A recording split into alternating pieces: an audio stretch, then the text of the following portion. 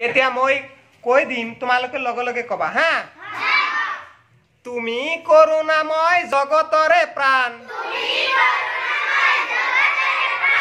তুমি আল্লাহ তুমি যিখু তুমি ভগবান এই বিশ্ব সংসার তোমারে সৃজন সকলো জীবকে তুমি কৰিছা পালন গগনে পবনে সকলোতে তুমি একে হনে একে চিত্তে বিচাৰিছো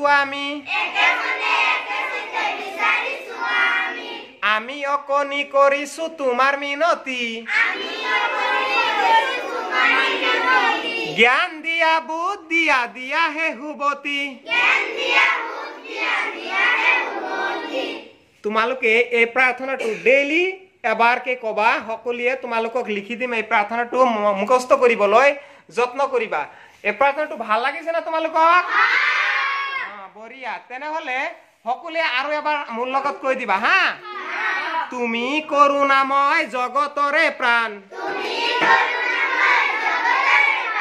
তুমি আল্লাহ তুমি যিখু তুমি ভগবান